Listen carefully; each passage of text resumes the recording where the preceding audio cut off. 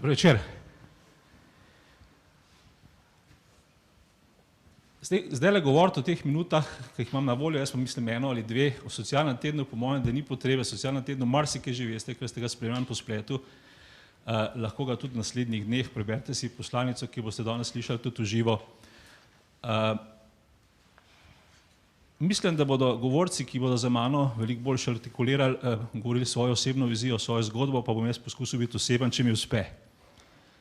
Prejšnji teden smo prvič zavrteli tale video v eni taki ožji skupini tistih, ki organiziramo dogodke.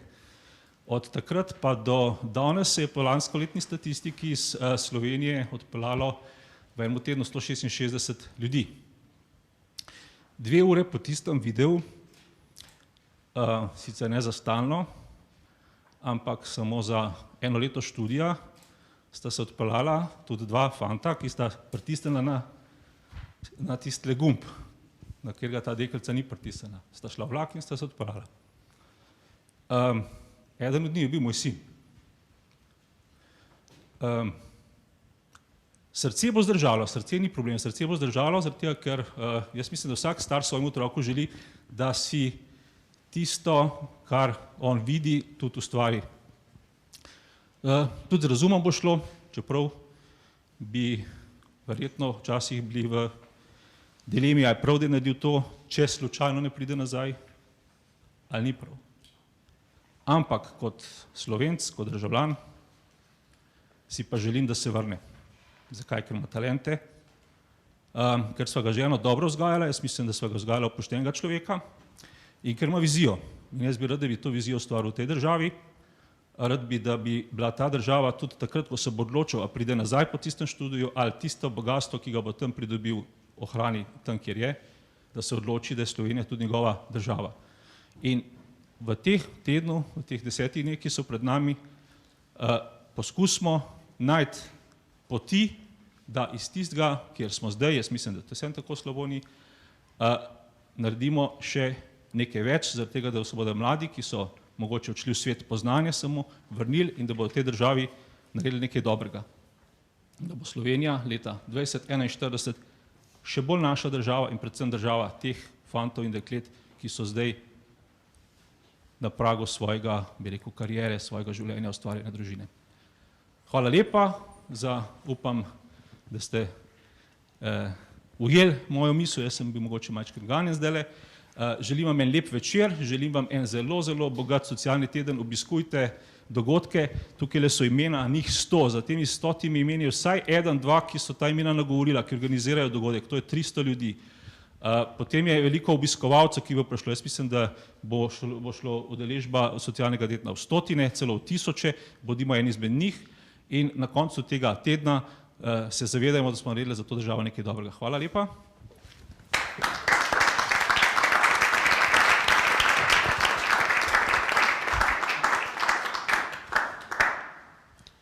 Poslanica letošnjega socialnega tedna. Slovenija, moja država. V letu 1990 smo se Slovenke in Slovenci z veliko večino odločili za samostojno državo ter v naslednjem letu to odločitev tudi izpeljali. Hrepeneli smo po svobodi, poštenosti, spoštovanju človekovih pravic, sobivanju različnih, višji stopnji reda in ekonomskem razvoju. Postavljali smo temelje demokraciji. Po 25 letih smo dosegli nekatere ključne cilje, večina državljank in državljanov pa je nad stanjem v državi kljub temu razočarana. Kaj je šlo narobe? V središču demokracije je človek. Na prvi pogled je bila demokratizacija v letu 1991 izpeljana uspešno. Hitro smo vzpostavili večstrankarski sistem, spisali demokratično ustavo in sprejeli najpomembnejše zakone. Prezrli pa smo bistveno. Za demokratično državo ne zadoščajo le demokratična načela, ustava in zakoni. Zagotavljajo šele demokratična drža njenih državljanov. V letu 1991 smo spremenili sistem, nismo pa se ne takrat in ne kasneje usposabljali za demokracijo. Usposobimo se za demokracijo. Demokracija posamezniku ni prirojena, temveč se jo priuči. Za življenje v demokratičnem sistemu državljanke in državljani potrebujemo demokratična znanja in veščine, kot tudi drugačen odnos do države. Usposobimo se za demokracijo, odkrivajmo zakulisja družbenih dogajanj, poglejmo nanje iz različnih zornih kotov, pogovarjajmo se o prihodnosti, dovolimo si spremeniti mnenje, bodimo pogumni, predlagajmo ukrepe, ki bodo spoštovali človekovo dostojanstvo, oglasimo se ob nepravičnostih v družbi, ne bojmo se izpostaviti svojega mnenja in ga zagovarjati. Gradimo skupnost. Demokracija sloni na močni civilni družbi. Politika je preveč pomembna, da bi jo prepustili le politikom. Odpirajmo prostor dialoga in usklajujmo naša stališča. Učimo se drug od drugega, pomagajmo nemočnim in jih povabimo k besedi. Vzgajajmo voditelje in jim dajmo priložnosti. Slovenija je tudi po 25 letih še vedno moja dežela, le z mojim demokratičnim udejstvovanjem pa bo postala tudi moja država.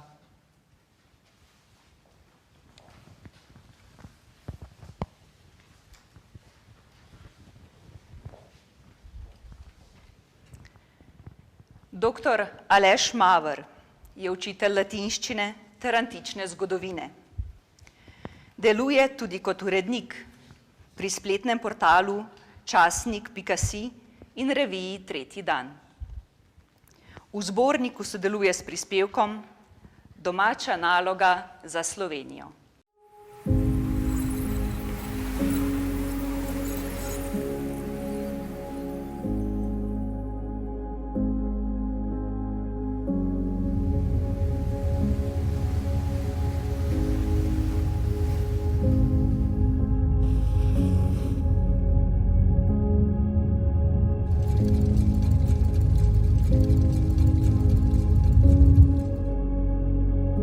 Tisoč 1991 je gotovo za slovenski narod največje leto v njegovem obstoju.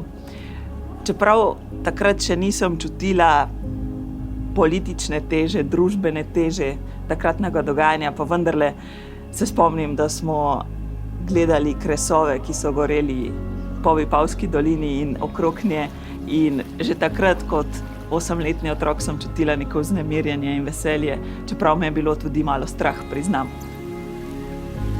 Spomin, ki ga pa imam, je pa ta, da smo v tem času osamosvajanja z družino preživljali počitnice v enem slovenskem zdravilišču in se še sedaj živo spomnim, s kakšnim ponosom smo nosili majice, na katerih so bili slovenski simboli. In mislim, da je bilo napisano Samostojna Slovenija, tako da si imel resnično občutek, da se dogajajo velike reči. Nekaj neverjetnega se nam je takrat zgodilo, nekaj, kar po eni strani se mnogim narodom še ni ali pa se mogoče tudi nikoli ne bo, da smo kot narod dobili svojo državo, ki lahko rečemo svoja domovina.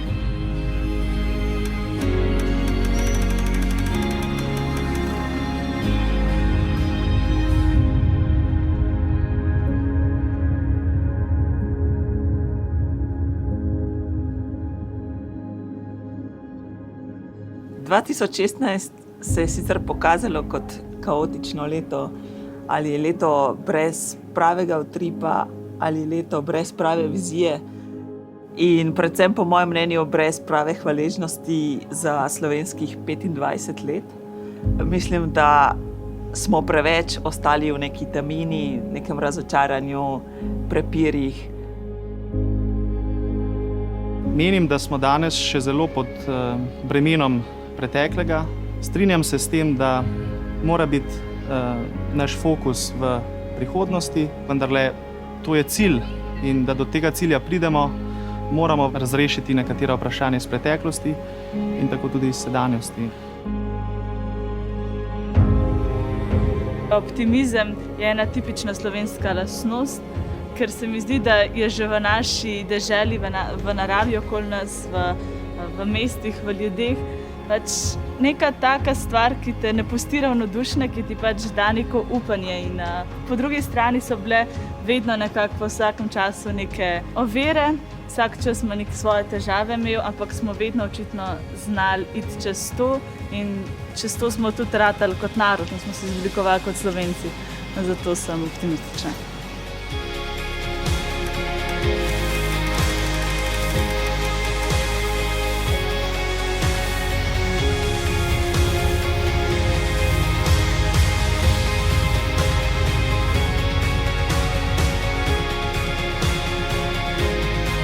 Leto 2041 bo 100-letnica začetka druge svetovne vojne v Sloveniji.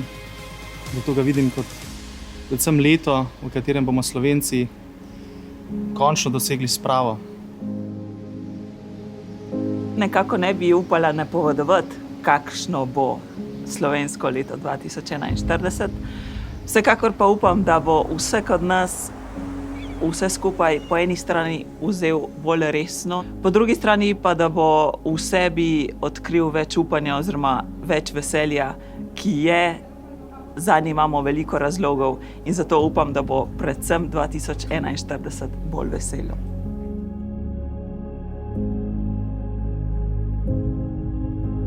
Jaz mislim, da predvsem za prihodnost je treba pač danes trdo delati in pa biti pozoren na današnji čas, videti prave trenutke in ujeti pravi trenutek in hkrati zaupati v prihodnost.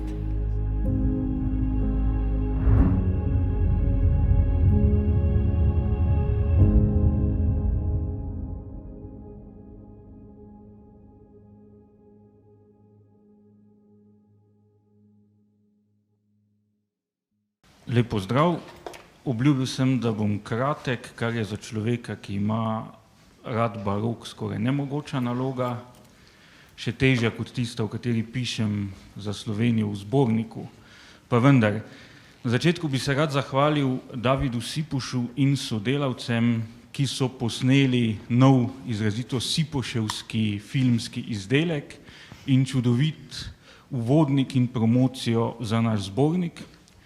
Druga zahvala pa gre predvsem Tonetu Rodetu in Davidu Ahačiču, ki sta najbolj zaslužna, da je ta knjiga zagledala luč sveta.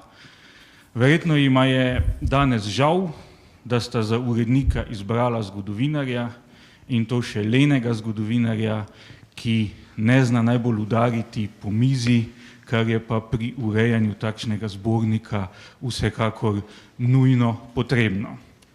Kljub temu je nastala lepa, celo čudovita knjiga, lahko bi rekel, da ne zaradi urednika, ampak kljub njemu. Ne glede na to sem je vesel. Vesel sem je zato, ker mislim, da smo z njo dosegli nekatere bistvene cilje, ki smo si jih zastavili. Prvič, v zborniku Slovenija 2041 spregovorijo vse tri Slovenije. Matična, zamejska in izseljenska, vsaka na svoj način. Drugič, dejansko nam je uspelo pritegniti k zborniku mladi rod in mu dati besedo, ki je morda drugje nima ali je nima vedno. Tretjič, v zborniku se razbira celotna paleta različnih pogledov na Slovenijo včeraj, danes in jutri, ravno tega mladega roda predvsem. In zato imamo v tem zborniku tako razmisleke o globinah našega bivanja kot posameznikov in kot skupnosti, imamo celo pristne vrstice leposlovja, imamo temeljite razmisleke o slovenski preteklosti in navsezadnje imamo lep, spodbuden pogled v prihodnost. Vesel sem tudi, da so nekatere najlepše strani tega zbornika prispevali ravno njegovi najmlajši avtorji in avtorice. Nazadnje, in s tem se k sreči bližam že k koncu tega svojega očitno ne preveč baročnega izvajanja, pa moram predstaviti še nekaj kot zgodovinar, ki pravkar nesramno sodeluje pri družbeno popolnoma neodgovornem množičnem proizvajanju diplomiranih zgodovinarjev, ki bodo v naslednjih tednih preplavili slovenski trg dela.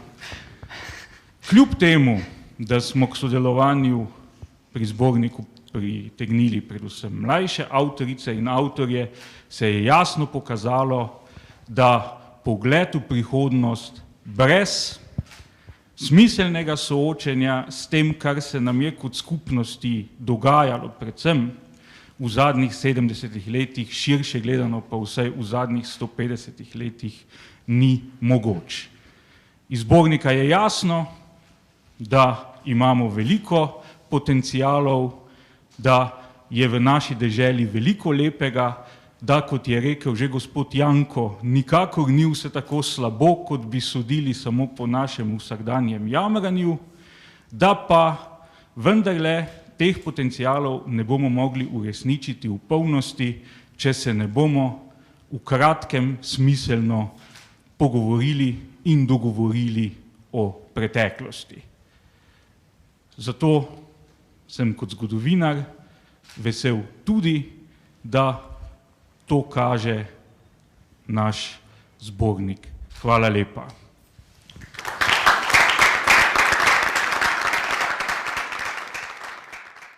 Doktor Luka Vidmar je literarni in umetnostni zgodovinar.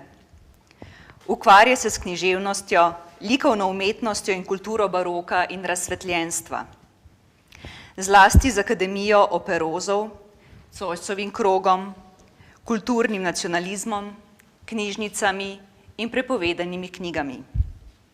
V zborniku sodeluje s poglavjem Slovenstvo in državnost, pogled v preteklost.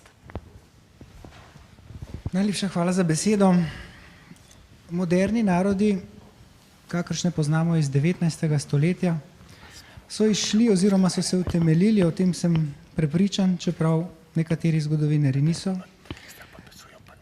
so išli iz starejših etničnih identitet, ki so se v evropskem prostoru razvijale stoletja pred novim vekom, se pravi v stoletjih srednjega veka. Ampak glavni generatorji tako teh starejših etničnih identitet in kakor modernih nacionalizmov so bile vladarska ali državna, jezikovna, literarna in umetnostna tradicija. Te tradicije so bile na različnih koncih Evrope različno močne. Državnost se je običajno oziroma vedno izkazala za ključno, formativno in zelo povezovalno vse do danes. Ozrimo se na primer k Poljakom, Hrvatom, Špancem, Portugalcem, Francozom. Toda tako pomembno vlogo v oblikovanju slovenske nacionalne identitete bi bila lahko imela zgolj ena država, in to je seveda Karantanija, ki se je kot slovanska plemenska kneževina oblikovala v 7. stoletju po Kristusu. Toda to se ni zgodilo, kajti Karantanija je kmalu prišla pod bavarsko, nato pod frankovsko nadoblast, izgubila je notranjo samostojnost, kar pomeni, da je bil razvoj karantanske identitete prekinjen in njen potencialni vpliv na slovenstvo onemogočen. V tem prostoru so se z uveljavljanjem fevdalizma razvile historične dežele, kakor Kranjska, Koroška, Štajerska, ki se seveda niso prav nič ozirale na etnično identiteto tega prostora. Torej, te dežele so seveda zdržale do konca Prve svetovne vojne in do leta 1991 v tem prostoru ni bila ustanovljena država, ki bi jo lahko slovenski nacionalizem imel za temelj lastne državnosti brez pridržkov. To pomeni, da državnost torej ne more biti temelj slovenske etnične identitete, ampak da ta državnost ni mogla biti temelj v stoletjih srednjega in zgodnjega novega veka in da so obstajali drugi dejavniki, na katere se je uprla najprej slovenska etnična zavest, potem slovensko nacionalno gibanje v 19. stoletju in seveda končno nacija v samostojni državi. Eden teh dejavnikov je bil gotovo, tako kakor drugod po Evropi, razlikovanje od sosedov, recimo po jeziku, po oblačilih, po navadah In prav tako pomemben je bil zgodovinski spomin na dogodke, ki so jih ljudje preživljali skupaj, na turške upade, na saracenske napade, na kmečke upore, svetniške čudeže in tako naprej. Posebno močan povezovalen element je bila krščanska vera v povezavi s cerkvijo kot ustanovo in s cerkveno upravo. Naprimer, zelo močan, čeprav nehoten vpliv na razvoj slovenstva je imela ustanovitev ljubljanske škofije leta 1461 v središču slovenskega etničnega ozemlja in z župnijami v vseh treh največjih deželah poseljenih tudi Slovenci, ne seveda samo Slovenci. Razmeroma nepomembna pa je bila recimo umetnostna tradicija. Minimaliziral jo je tako, kakor vlogo državnosti, politični razvoj tega prostora, se pravi razpad Karantanje, razvoj dežel, izumrtje pomembnih fevdalnih družin s sedežem v našem prostoru, odsotnost centra. Primeri Pariza, Prage, Budimpešte nam kažejo, kakšen nacionalni naboj bi lahko imela takšna politična in posledično umetnostna prestolnica. Vse to pomeni, da sta bili za nastanek modernega slovenskega naroda ključni jezikovna in pa literarna kontinuiteta. To je jasno. Najstarejše zunanje razločevalna in pa notranje povezovalna lastnost Slovencev je gotovo jezik. Razvoj od stare do sodobne slovenščine, od brižinskih spomenikov do jezika, ki ga govorimo danes, nam kaže, to je znanstveno potrjeno, da se prebivalci tega področja, se pravi slovensko govoreči prebivalci, v tisočletjih niso velikokrat ali pogosto mešali z drugače govorečimi prebivalci, tako kot se je recimo zgodilo v Angliji po vdoru Normanov. Če pa govorimo o začetku razvoja koncepta slovenskega naroda, torej kot skupnosti posameznikov, ki jih ne glede na politično in družbeno stvarnost povezujeta en jezik, en rod in ki poseljujejo določljiv teritorij, potem moramo začeti s Primožem Trubarjem. Trubar je v svojih besedilih sebe in svoje rojake jasno imenoval Slovenci, tudi v prvi osebi množine, jasno je opredelil slovensko govoreče ljudi, ki jih je ločeval od hrvaško govorečih ljudi južno. Prav tako je jasno, da ni izumil izraza Slovenec ali slovenski. Živost slovenske identitete pred Trubarjem dokazuje že dejstvo, da je Trubar Slovence si sploh lahko predstavljal, ne glede na številne administrativne, to se pravi politične meje, ki so potekale v tistem prostoru in ki se seveda niso čisto nič ujemale z etničnimi ali jezikovnimi mejami. Seveda pa ta skupnost, kakor si jo je zamislil Trubar, še ni mogla niti pomisliti na kakšno sodelovanje pri realni oblasti. Lahko je zgolj upala na zveličanje in si je pač v svojem jeziku prizadevala za pravo vero, se pravi po Trubarjevem mnenju seveda protestantsko. No, to zavest o enotnosti slovenskega jezika so po protestantih podpirali tudi katoliški pisci, torej Schönleben, Hren, njuni nasledniki so kakor Trubar svoje tiske namenjali izrecno slovensko govoreči skupnosti kristjanov, se pravi z dobesednim izrazom slovenski cerkvi, tako kakor Trubar. In potem srečamo na naslednji stopnji razvoja slovenske identitete Marka Pohlina, ki je rojake pozval k ohranitvi, povzdigovanju svetega, to tako se je sam izrazil, domačega jezika in domačega roda v odnosu do italijanske in nemške kulture, ki sta bili seveda dominantni. Njegovo prizadevanje ni bilo več tako, kakor Trubarjevo in Hrenovo motivirano z vero, torej ni imelo več namena duhovne odrešitve vernikov, ampak je bilo pravzaprav utemeljeno v uzaveščenem ponosu na lasten jezik in rod. To je bilo nekaj novega. Pohlin je zahteval za slovenski jezik enakovredno mesto v družini evropskih jezikov in narodov. Ali bolje rečeno ljudstev. Zoisov krog je na to Pohlinovo koncepcijo razvil naprej in jo še bolj definiral na nacionalni podlagi. In člani Zoisovega kroga so začeli tudi prvi v zgodovini razmišljati o povezavi med slovenstvom in državnostjo, ki je pa seveda še niso mogli razumeti kot samostojne slovenske države. To bi bilo popolnoma nemogoče v tistem zgodovinskem trenutku. So pa videli to prihodnost v ilirskih provincah in nato v ilirskem kraljestvu, najprej pod francosko in nato pod avstrijsko krono, in to državo so si, ali to državno enoto, bolje rečeno, so si predstavljali kot dober okvir za razvoj Slovencev in drugih južnoslovanskih narodov. Slovenski nacionalizem je nato pripeljal na novo stopnjo Janez Nepomuk Primic, ki je prvi definiral Slovenijo, torej s tem izrazom, kot ozemeljsko celoto, ne samo kot celoto enako govorečih prebivalcev, in ki je tudi govoril v imenu slovenskega naroda, torej s temi besedami, s popolnoma modernim izrazoslovjem. In končno je na koncu tega procesa meje med slovensko etnično zavestjo in pa potem slovenstvom, ki se razume tudi kot temelj državnosti, Matija Majar, ki leta 1848 zahteva združitev dežel poseljenih Slovenci v celoto.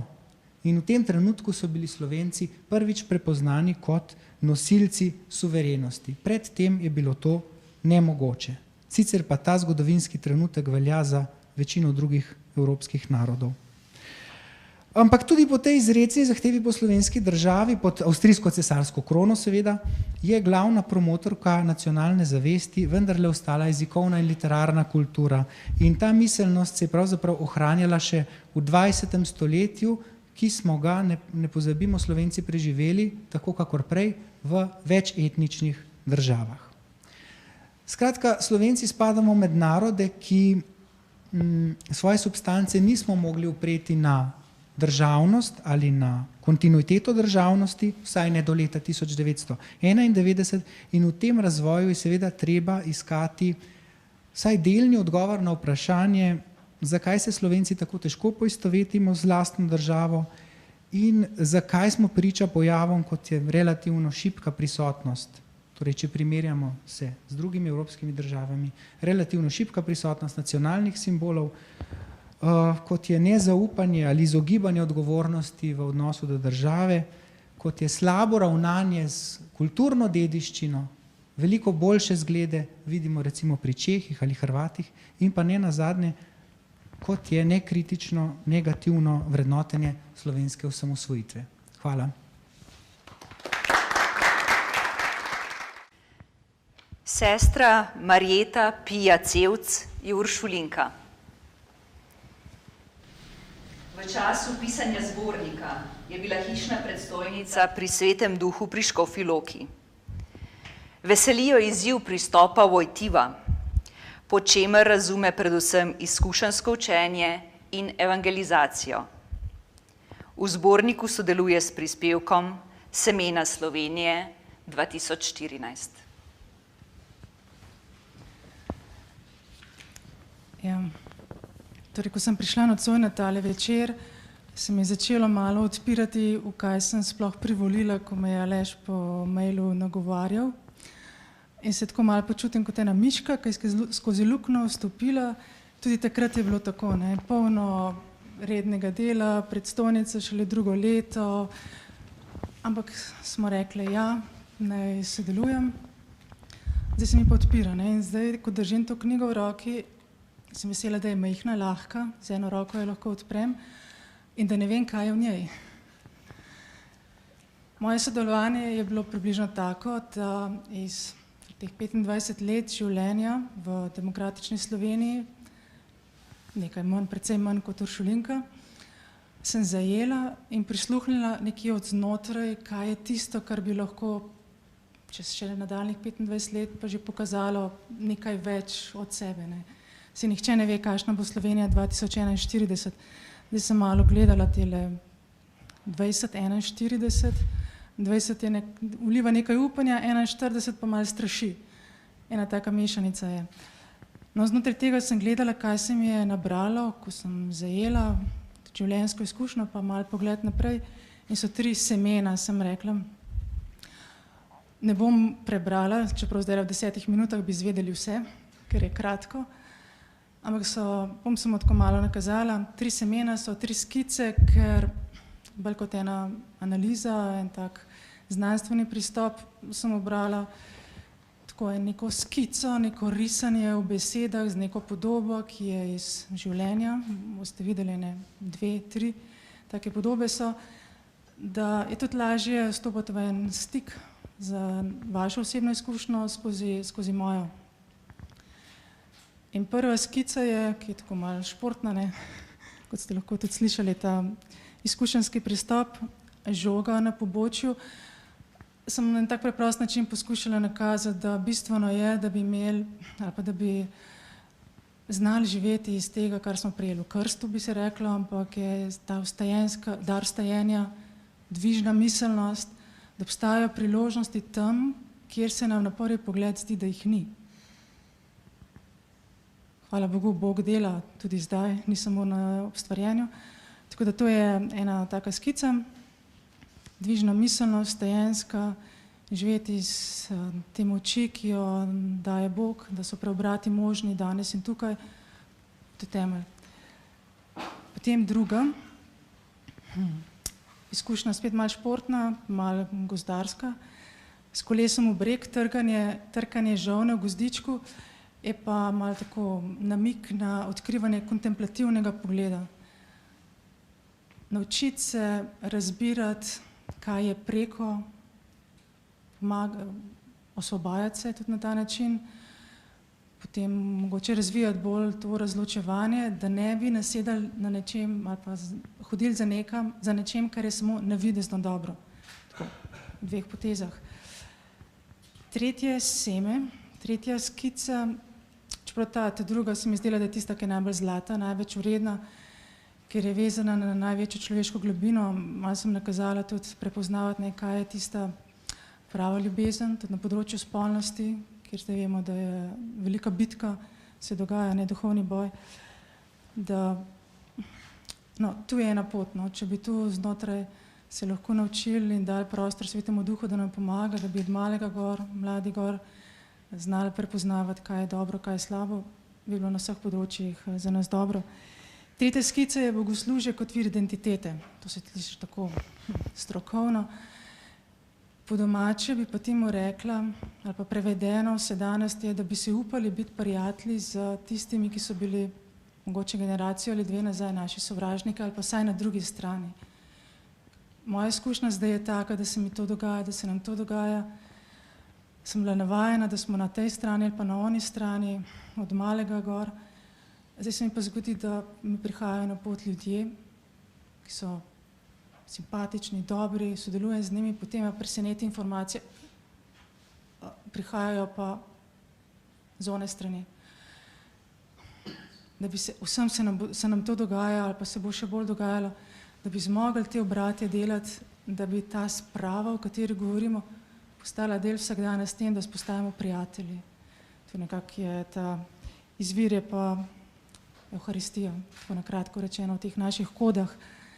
Tako, te 3 semena sem nabrala, našla, jih dajem noter.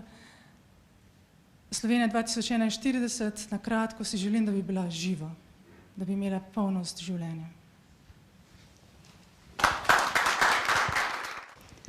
Doktor Žiga Turk je profesor, računalnikar, državljan, kolumnist, nekdanji politik in 2-kratni minister. Bil je tudi soustanovitelj legendarne računalniške revije Moj mikro. V zborniku sodeluje s poglavjem Odprta Slovenija. Lep dober večer. Najprej moram reči, da ko vidim, kdo so vse avtorji, da sem počaščen, da sem v tako mladi in kvalitetni družbi. Zdaj tisto, kar je najprej kazalo, da bo treba napisati nekaj v zvezi s prihodnostjo, vizijo prihodnosti, sem se že veselil, kako bomo kaj povezali, tehnologijo, politiko in tako naprej. Potem se je pa pojavil ta naslov Slovenija 2041 in brez kakšnega posebnega premišljevanja človeka udari ta številka 41. kot v 1941, kot v 941 žrtev revolucije do prve ustanovitve vaških straž.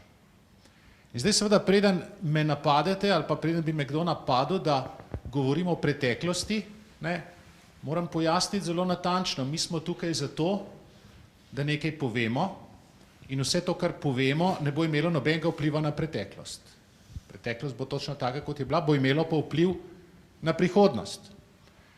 In seveda, če želimo vplivati na prihodnost, če se želimo ukvarjati o prihodnosti, potem to lahko delamo tako, da tudi govorimo o prihodnosti, o kateri ne vemo skoraj nič, o kateri imamo vse mogoče oblake lahko, ali pa govorimo o preteklosti, o kateri pa nekaj konkretnega vemo. Torej, ali je boljše se ukvarjati s prihodnostjo tako, da govoriš o preteklosti, ali tako, da govoriš o prihodnosti, mislim, da je odgovor popolnoma na dlani. Govoriš o tistem, o čemer približno nekaj vemo. In to je tisto, kar se je že zgodilo. Zakaj? Prvo vprašanje, na katerega jaz poskušam v tem tekstu odgovoriti, zakaj ta številka 41? Če bi bil naslov tega zbornika Slovenija 2040, Slovenija 2050, Slovenija 2030, bi bilo razmeroma enostavno. Skratka, nekaj med nami obstaja v zvezi z letom 41 ali pa z obdobjem 41 do 45, kar vzbudi nek nemir, neko vprašanje. Nekaj ni pomirjeno, ne bom rekel spravljeno. In po mojem mnenju je to, da se v narodu nasplošno med vsemi, ne med nekaj intelektualci ali pa med nekaj ljudmi določene politične opcije, da se ni ustalilo neko razumevanje tega časa, ki stoji samo od sebe, ki ne rabi propagande, ki ne rabi govorov, ki ne rabi godbe, ki ne rabi zastav. In če bi poskušali to strniti v en stavek, če bi poskušali najti eno točko, tako arhimedovsko točko, ki je rekel, daj mi točko, ki stoji in vzvod in lahko premaknem karkoli, potem je ta točka verjetno v oceni, ali je bila revolucija v času, ko te napadejo zunanji sovražniki, neko pozitivno ali pa razumljivo vsaj dejanje, ali je bilo pa to nekaj popolnoma negativnega. In ko se bo ta drugi odgovor v Sloveniji usedel, ko bo nekako jasno, ko bo velika večina ljudi sprejela, ja, to pa res ni bilo v redu. Ko te napadejo Nemci, Italijani, Madžari, potem pa še ti skočiš z revolucijo nad vse skupaj. Ko bo to nekako postalo med levimi in med desnimi neka normalno razumevanje tega časa, potem mislim, da bo tudi marsikaj drugega se razrešilo. In spet, če mi bo kdo očital, da se ukvarjam s preteklostjo, mi poskušamo lepšati preteklost in posledica tega lepšanja preteklosti je, da bomo imeli gršo prihodnost. A ne bi bilo bolj ravno obratno. Zato, da bi imeli nekateri boljše dede, strice, bomo imeli gršo prihodnost. Zato, ker naše vrednostne ocene sedanjosti temelijo na tem, da imamo lepšo preteklost. Ko se mi danes pritožujemo čez podjetnike, kapitalizem, cerkev, se je treba mečkano bolj pritoževati čez vse to, ker potem tisto, kar se je dogajalo v letih 41 do 45, ni tako slabo. Drugo vprašanje, ki nekako iz tega sledi, je pa pravzaprav vprašanje, katerega je zelo spoštovani profesor Justin Stanovnik večkrat postavil, pa mislim, da nisem zasledil odgovora na to. In to vprašanje se nanaša na to, strašne stvari so se v tistem času dogajalo, kaj se je v ljudeh zgodilo, kdo so bili ti ljudje. On jim pravi, ljudje iz posebne snovi. Odkot so se vzeli, da se ti ljudje iz posebne snovi sposobni velikih zločinov pojavljajo v zgodovini od francoske revolucije naprej. In mislim, da odgovor ni nikakor prav nič metafizičen, da se ga da prav lepo naravoslovno pojasniti. Posebnost teh ljudi je, da bi jim medicinska znanost rekla, da so psihopati. Da so to ljudje, ki nimajo občutka za prav in narobe, ki nimajo sočutja s sočlovekom, ki nimajo tistega, čemur se reče socialni občutek oziroma socialni filter, skratka, da se ne vidijo skozi oči drugih ljudi. V normalnih družbah delujejo šarmantno, zabavno, morda so celo bolj simpatični od teh neposebnih ljudi. In v normalnih razmerah, v civilizaciji ne napredujejo. Njihova brezobzirnost, njihova krutost ni prednost. V normalnih civilizacijskih razmerah napreduje, če si uspešen podjetnik, če si kvaliteten znanstvenik, če si v družbi spoštovan. So pa razmere, v katerih posebni ljudje napredujejo. In to so razmere brezvladja, brezpravja. In v takih razmerah je bila komunistična partija Jugoslavije takrat, ko je bila prepovedana. Kdo se je znašel na vrhu komunistične partije Jugoslavije leta 1941? Tukaj spoštovanim zgodovinarjem govorim, mogoče nekoliko amatersko, ampak to so bili ljudje, ki so bili s svojo brezobzirnostjo sposobni počistiti s svojo konkurenco v okviru Stalinovih čistk oziroma v okviru čistk, ki so se po evropskih partijah dogajale med obema vojnama. Skratka, komunistična partija Slovenije je leto 1941 pričakala z ljudmi, ki so bili brezobzirni, ki so bili sposobni počistiti s svojo konkurenco, in seveda so za malco vodili tudi sopotnike svojega gibanja potem skozi Osvobodilno fronto in tako naprej. Preprosto nek Kocbek, nek Pfeiffer in podobni jim niso mogli biti kos, ker skozi to, kako bi rekel, skozi ta drill oziroma skozi to naravno selekcijo preprosto niso mogli iti. Pa zdaj, kakšno zvezo ima to z sedanjostjo? Skratka, vzpostavi se nek sistem, v katerem so brezobzirni ljudje na vrhu. Ali bodo ti ljudje vzpostavili potem funkcioniranje države, družbe, vseh podsistemov v nekih običajnih gabaritih, ali bodo naredili sistem, ki bo prijazen takim, kot so oni, ali bodo naredili sistem, ki bo tak, da bodo oni v njem uspešni. In seveda se bo zgodilo to drugo.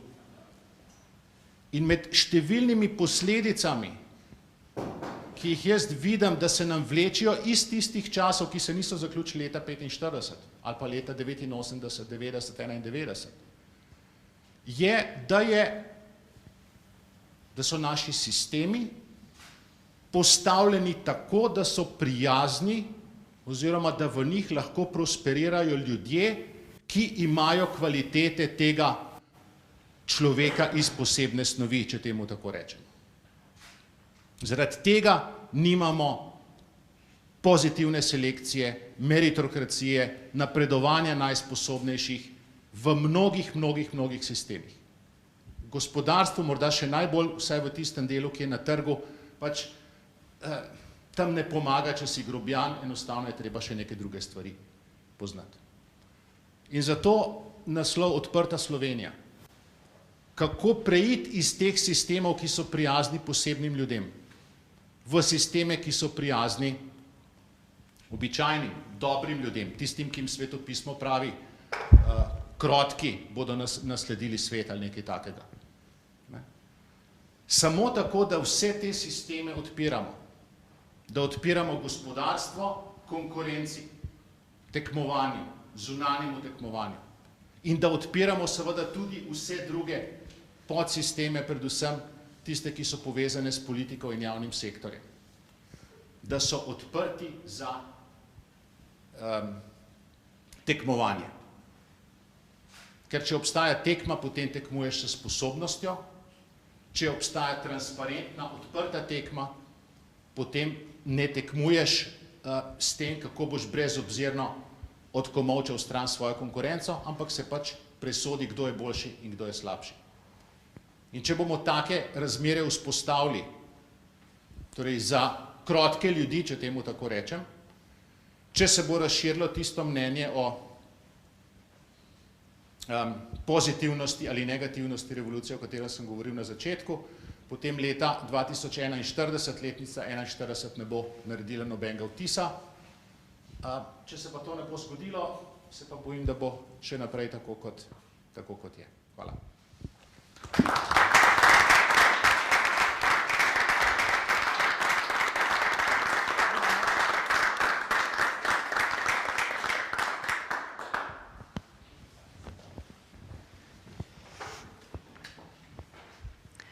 Dejan Valentinčič je po izobrazbi pravnik. Njegovo osrednje zanimanje pa velja za mejski in izseljenski Sloveniji. Z obema se je obširno srečeval na svojih številnih potovanjih tja, v obliki monografije pa je doslej osvetlil Rezjane. V zborniku sodeluje s poglavjem, da bi Slovenija zadihala z obema kriloma slovenskih pljuč. Lepo pozdravljen tudi z moje strani. Večkrat je bilo danes glede zbornika kot neka dodana vrednost omenjena, da tukaj sodelujemo mladi. Ampak ko sedaj poslušam moje predhodnike, ki so kakšno leto manj mladi od mene, pa sem jaz tako mlad, se mi je vendarle zelo pogosto poraja ta misel, da seveda, ker smo v taki zadregi, kako naj bom enakovredno kos, je seveda zelo jasno, mladost prinaša inovacijo, ampak ne moremo si privoščiti, da bi vsaka generacija na novo izumila civilizacijo. Torej, pogled naprej mora vedno temeljiti na tudi poznavanju nazaj, kakor je bilo danes veliko krat že omenjeno in mislim, da je to ena tudi taka točka, kjer se vsi avtori srečujemo, kjer enako gledamo. Tudi v svojem prispevku, ko govorimo o povezovanju matice z zamejstvom in seljenstvom, se dotikam te tematike pomena zgodovine za prihodnost, ampak mogoče za danes bolj tak krajši prispevek se ne bom oziral toliko v zgodovino, ampak malo časa nazaj, na začetek današnjega večera. Torej, omenjeno je bilo, da je v enem tednu Slovenijo zapustilo 166 mladih. No, seveda, ko govorimo o zamejstvu in seljenstvu, imamo te dve tradicionalni kategoriji, ki jih obravnavamo, ampak seveda, treba je dodati neko tretjo, novo, zelo resno kategorijo.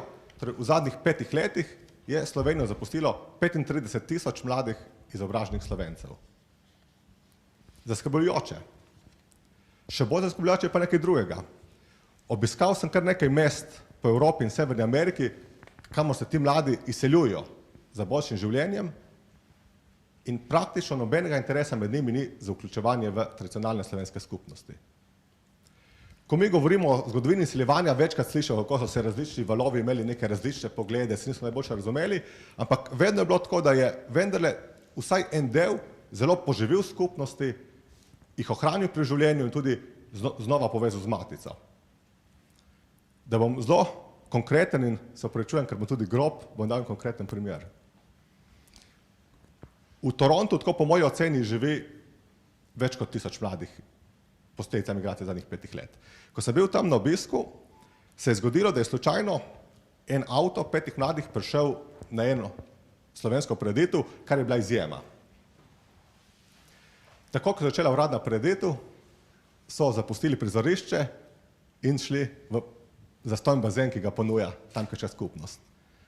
Ko so končali svoje družabne aktivnosti, so prišli nazaj in do mene je prišla ena punca, ki se je pred 2 leti izselila iz Slovenije in rekla, ob strani dvorane je bil kip škofa Barage, ki s knjigo uči enega indijanskega otroka.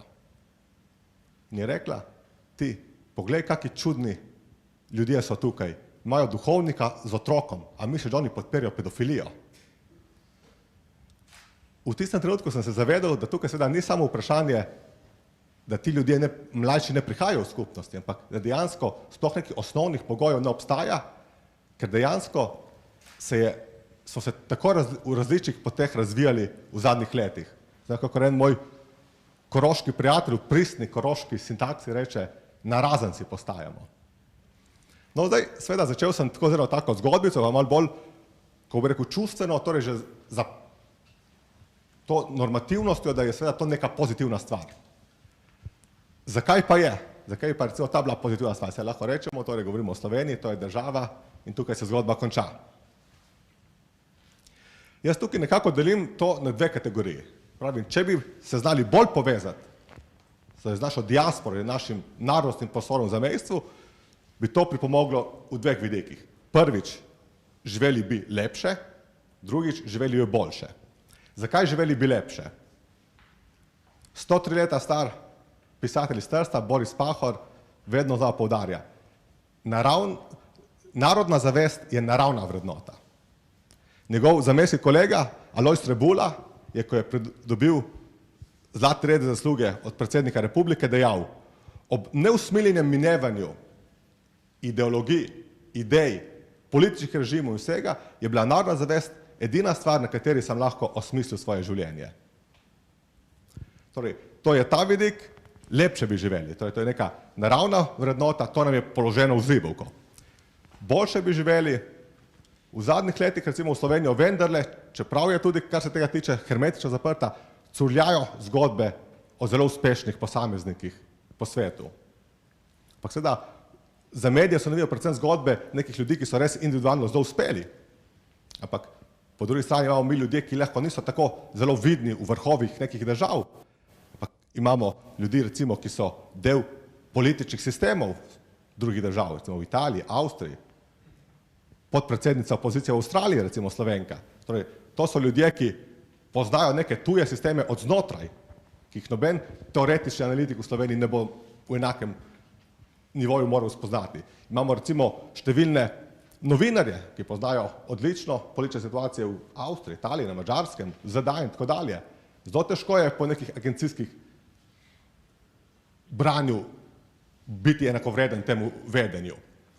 Ne nazadnje, recimo to, kar opažam predvsem v zadnjih letih, sem to bolj pozoren, v tej delu narodnega telesa izven matice se tudi še ohranilo to znanje te predvojne Slovenije, ki je pri nas izgubljeno. Recimo, ko pri nas začnemo govoriti o zadružništvu, je dobro se prijeti za denarnico, ker to bo spet ena draga stvar. Ampak seveda, če se mi spomnimo na čas pred to letnico, ki je bila danes večkrat omenjena, seveda je bila Slovenija najuspešnejša država na svetu po svojem zadružnem sistemu, kot nek unikaten ekonomski sistem, kjer je bil Jan Siliš Krek povabljen celo, da gre v Argentino prenesti ta svoj model, ker je tukaj deloval bolj kjerkoli na svetu. Ampak ta model v slovenskih bankah v Italiji pa v Avstriji še vedno deluje. To znanje se ni izgubilo. Torej, to so stvari, iz katerih bi lahko še vedno črpali. Torej, lahko bi živeli boljše, lahko bi živeli lepše, ampak seveda problem je tukaj, ker je beseda lahko. Torej, seveda, če vedno ponavljamo iste stvari, je težko pričakovati drugačne rezultate. Zato v tem zborniku tudi ponujam par mojih predlogov, kaj bi bilo za narediti, recimo, da bi ta globalno slovenstvo res zadihlo z enimi skupnimi pljučami. Zdaj, seveda, ne bom vas tukaj dolgočasil s številnimi predlogi, ki so nekateri zelo tehnične narave. Mogoče bom rekel sam tako. Ni bila prvič, da sem o tej tematiki pisal in priznam, da vedno sem te ukrepe nekako delil na dva vidika. Eno je, kako naj Slovenija institucionalno ukrepa, da bo to sodelovanje bolj mogoče. Druga stvar je, da je treba nujno povečati poznavanje te tematike v matici. In vam iskreno povem, da pri tej drugi tematiki sem vedno imel občutek, da jo bralci rekli, to pa zdaj kar nekaj tukaj naklada. Prvi del je pomemben. Ampak potem pa sem tudi sam preko razmišljanja prišel do vidika, da sem v tem zborniku prvič dal ta drugi vidik, poznavanje v matici na prvo mesto. Zakaj? Namreč velikokrat so me presunile zgodbe rojakov izven matice, ki prihajajo domov v Slovenijo, navdušeni z velikimi željami in potem seveda vi niste pravi Slovenci, ker ne govorite dobro slovensko, vi niste pravi Slovenci, ker govorite arhaično slovenščino, vi niste pravi Slovenci, ker nimate pravih pogledov na politiko, na zgodovino in tako dalje. In seveda opazil sem, da so bili seveda normalno ti ljudje razočarani, užaljeni. In zato sem mi utrnila misel, da bi mogoče ta odnos med matico in pa diasporo najlažje lahko opredelili, da to je kot odnos med fantom in dekletom, ko se spoznata. Tukaj ne gre za neke globoke filozofije in neke racionalne stvari, ampak gre za simpatičnost, za neko duhovno bližino. In zato jaz tukaj, ko dajem te predloge, ne izumljam tople vode, ampak dajem zelo konkretne primere. Rečem, ko recimo v Trstu odpremo časopis Il Piccolo, osrednji dnevnik tega dela Italije, ko pridemo med regionalne vsebine, imamo Tržaška pokrajina, Goriška pokrajina, Videnska pokrajina, Istra, Dalmacija, Kvarner. O tem dnevno poročamo, ker to je naš življenjski prostor. V Sloveniji ne poznam medija, ki bi na dnevni nivoju poročal o celotnem slovenstvu in nenazadnje ena stvar, ki ne vem, a se res vsem zdi tako nepomembna, ampak jaz se vedno ponavljam, se mi zdi zelo pomembna, pa se ne zgodi, ko imamo vsak dan recimo po televiziji ali kjerkoli vremenske napovedi, za mene je ena osnovna stvar, da se govori o celotnem slovenskem narodnem ozemlju, torej vključno z zamejstvom, ker nas tudi to zanima, ter seveda lahko še en kratek pogled, kako živijo neke največje slovenske skupnosti, torej koliko stopinj bo jutri imeli v Clevelandu, v Torontu, v Buenos Airesu. In preko tega pridemo že podzavestno do nekega zavedanja in seveda potem pa tudi ti ljudje, in verjemite mi, ne govorim na pamet, to so konkretne ljudje, ki sem jih spoznal, ko so recimo res zelo uspešni v svojih novih domovinah. Ampak potem res nekje ponavadi v srednjih letih začutijo neko željo po iskanju korenin, po aktivaciji in tako dalje in pridijo zelo konkretno ponujenim znanjem ali kapitalom v Slovenijo, so grobo zavrnjeni, če bi preko teh boljšega poznavanja, poleg medijev, seveda bi to bilo potrebno še v šolskem sistemu, recimo, ker so vsi učni načrti kot pijanci plota držijo današnjih meja Slovenije, pa vemo, da seveda te ideje prvenstva sploh ne izhajajo iz današnjega ozemlja Slovenije, ampak iz območja sosednjega zamejstva, bi seveda bilo lažje. In bi tudi se te stvari povečali, lažje prišlo do tega vlaganja, medsebojnega poznavanja in tako dalje. In seveda spet prihaja na začetek, želeli bi lepše in boljše. Zdaj, bom raje zaključil, ker mislim, da sem mojih 10 minut že porabil, tako da zaključimo pa s tem stavkom, ko sem tudi zaključil svoj prispevek v zborniku. Torej, tako prihodnost, kot bo Slovenija izbrala za svoje zamejstvo in seljenstvo, to bo tudi prihodnost, ki bo izbrala sama zase. Hvala lepa.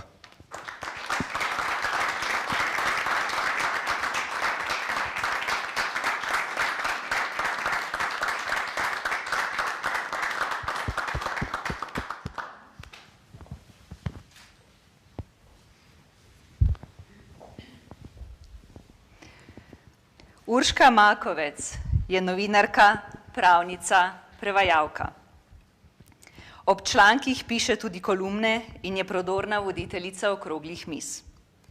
V zborniku sodeluje s prispevkom Resnico ljubim in mir, svobodo, vero, čast. Dober večer. Dejan mi vedno da kakšno nalogo in temo za članke, tako da tudi tokrat je bilo tako in take spodbude rabimo in zato sem vesela, da smo v bistvu v taki družbi, v takem zborniku in hvala založbi in uredniku za spodbude. V zadnjem času se večkrat pogovarjam s tujci v Sloveniji, se pravi tistimi, ki so prišli od drugod, iz drugih okolij in se privajajo na naše kraje, naše ljudi. In saj vsi že vemo, kaj najprej povejo, da je Slovenija lepa, da so prijazni ljudje, da je dobra hrana in tako naprej.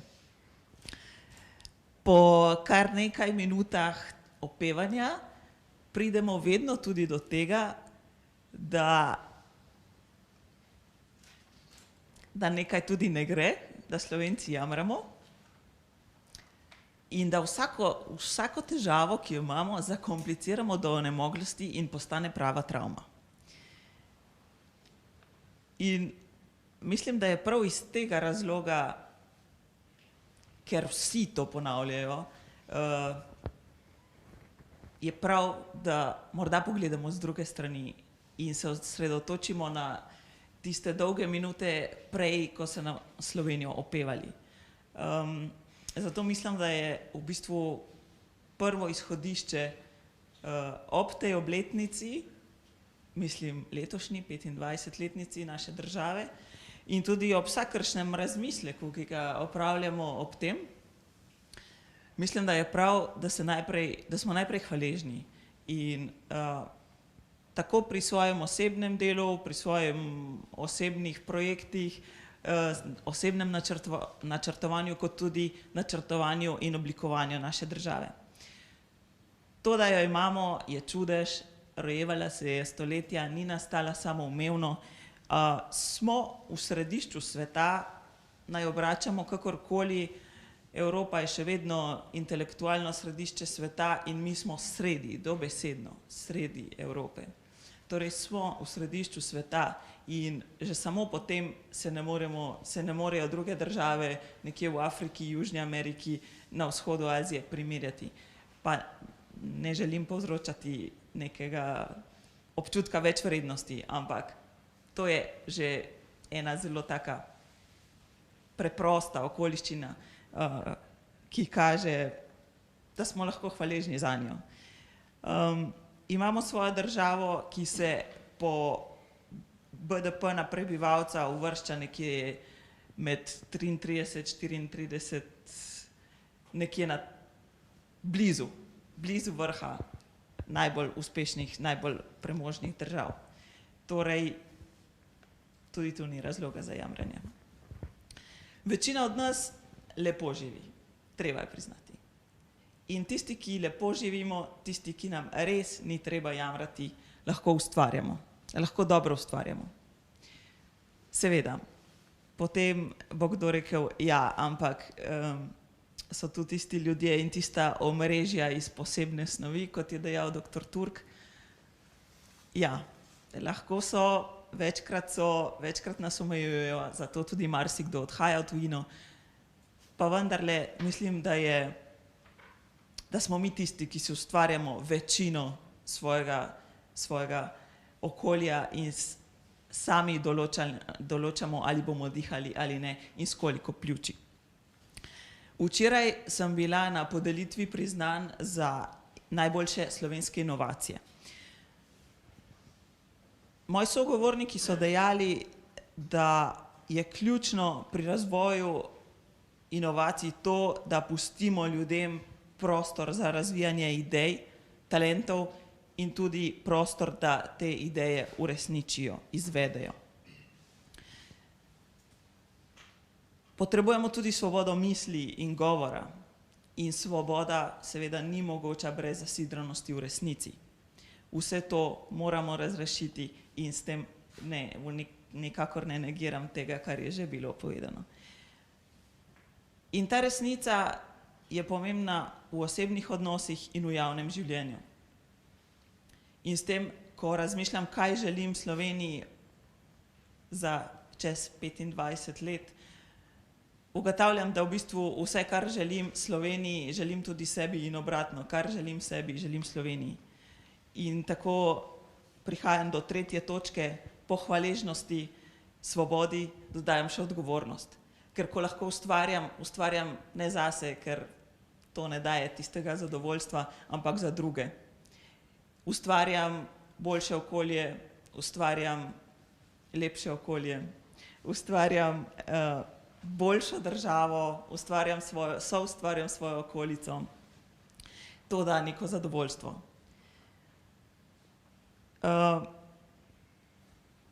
Vse to skupaj, hvaležnost, svoboda in odgovornost, gotovo prinaša. To so zame, vsaj zame, ključne točke, na katerih lahko gradimo. In kljub temu, da morda okoliščine niso vedno idealne ali lepe ali take, kot smo si jih zastavili, tujci tudi pravijo, da smo Slovenci perfekcionisti in če nam nekaj ne uspe perfektno, torej smo potem nezadovoljni in tako jamramo. Mislim, da se lahko kljub morda večkrat takemu okolju, da nas potre, in takim ljudem, ki nas zapirajo v Slovenijo in ščitijo nacionalne interese v narekovajih. Mislim, da je v Sloveniji dovolj ljudi, dovolj dobrih ljudi, s katerimi se lahko obdamo, ki so ti inovatorji, ki dihajo svobodno, ki imajo dobre ideje in jih znajo tudi unovčiti in so odprti v tujino, so odprti v tisto tujino, od katere se lahko kaj naučijo in sem tudi to prinesejo. Vsak od nas se odloča, ali bo imel prijatelje, ki so bolj v tisti zamorjeni Sloveniji ali tisti Sloveniji odprti v tujino in samozavestni. In mislim, da to sooblikuje naše aktivnosti, naše delovanje, naše veselje, naše razpoloženje. Izgovori seveda bodo vedno, slabe okoliščine bodo vedno, ampak navdihnili so me recimo Ukrajinci, s katerimi sem nekaj časa živela v Berlinu. Takrat je bila njihovo pestro dogajanje že deloma mimo in kljub temu, to so bili mladi ljudje, ki so prihajali iz bistveno slabšega okolja, kot sem jaz prihajala, mislim, po ekonomskem statusu. In vendarle so bili to ljudje veseli, polni znanja in še so prišli študirati in še so bili željni novega, svežega. Študirali so zato, da se bodo nekoč vrnili in svojo državo naredili boljšo. In mislim, želim si, da bi bila taka tudi sama, da grem večkrat v tujino, da se je ne bojim, ampak da grem vedno z neko željo po tem, da pridem, se v tujini naučim, kaj novega spoznam, spletem vezi v tujini in se vrnem in naredim boljšo. In zato bom sklenila tole z nekim motom ali geslom, ki ga v zadnjem času večkrat slišim, torej ni moje. Bodimo ponosni na Slovenijo in samozavestno odprti v svet. Hvala.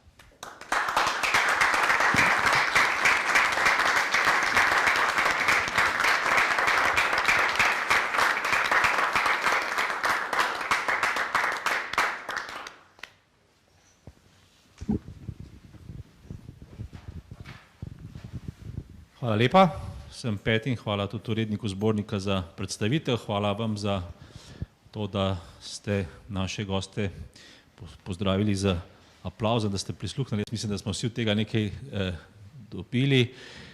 Zdaj, ob vsakom, ki je povedal nekaj, se neko, to je pa odlična iztočnica za to, da mogoče zaključim. Zdaj bom zaključil z iztočnico, ki jo je dala Urška. Ko smo se pogovarjali o geslu Slovenija moja država, seveda z vprašanjem, seveda se nismo sprašvali o tem, kako bomo to državo, ki je moja, izkoristili, ampak kako bomo za to državo prevzeli odgovornost. Zdaj, Urška je povedala, da ni zdaj na nas odgovornost samo državo, ampak ker smo centrstvo ta cel svet. Ne. Tako da dejansko je pred nami velika odgovornost, da v tej državi, predvsem naše skupine,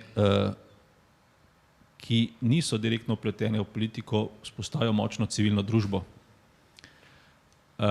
Jaz vas bi povabil, da se res udeležite čim več dogodkov, predvsem vas bi pa povabil, tukaj ste tisti, ki ste najbolj aktivni, na zaključni seminar. Zaključni seminar bo zaključil oziroma zaokrožil cel socialni teden. Za bolj podrobne informacije vas vabim, da se potem, ko se bomo naprej še družili, ostavite pri Mateju, zato da vam zdaj časa, ki dosti ne jemljem, bi samo naštel oziroma navedel naslov. Naslov je res optimističen, v bistvu naslov je tak, ki hoče prevzeti odgovornost 5x5 za boljšo državo. Na zaključnem seminarju bomo sprejeli dokument, v katerem bomo predlagali 5 ukrepov za 5 področij, kjer Slovenija potrebuje napredek, to je identiteta, jaz mislim, da je bilo o tem danes veliko govora, družina, kariera, zdravje, solidarnost. S tem je tale del končan. Vas bi prosil še mogoče za par minut pozornosti, ker bomo zdaj še nekaj malega se zahvalili tistim, ki so se zelo aktivno udeležili našega fotografskega natečaja bomo proglasili, boš pokazal, bomo proglasili, oziroma proglasili ne, ampak podelili nagradi oziroma zahvali zmagovalcema našega zaključnega natečaja.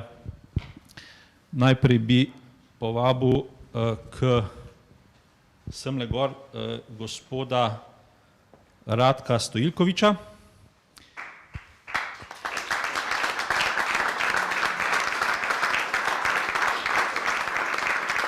Gospod Stojilkovič prejme nagrado po izboru občinstva po Facebooku, nagradni bon za izdelke in storitve Socialne akademije v vrednosti 60 evrov. Jaz vem, da so programi oziroma storitve Socialne akademije v glavnem izobraževanja, kjer je treba imeti več prisotnih, tako da vabim sošolce za gospoda Stojilkoviča, da se odzovete na programe, ki jih razpisuje Socialna akademija. Čestitke.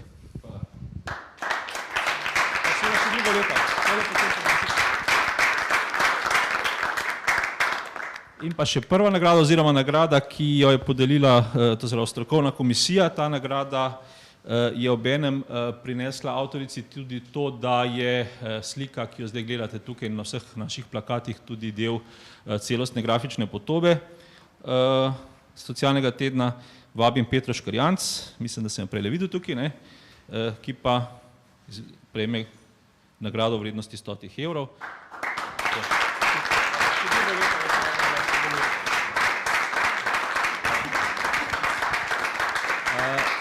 Zdaj pa res samo še končna zahvala, najprej seveda zahvala obema organizacijama, Socialni akademiji in družini, da smo skupaj naredili tale dogodek. Mislim, da je bilo par let nazaj naslov Socialnega tedna Slo delujmo, se pravi, da se naslovi oziroma ideja Socialnega tedna čez nekaj let res primejo. Sodelovali smo zelo dobro, jaz mislim, da je vsak dal svoje, nismo se podvajali, da bi hotel vsak dela tisto, kar je od drugega. Odlično dvorano, odličen ambient, lepo smo jo zapolnili in jaz mislim, da nas čaka zdaj še nekaj, tako da vse skupaj vabim na zgornje prostore, je prav tako, kjer prosim, da se ostanete vsi, da se družimo še naprej, da kakšno rečemo. Jaz upam, da bodo naši gosti ostali z nami še, da se jim zahvalimo tudi na ta način v osebnem stiku.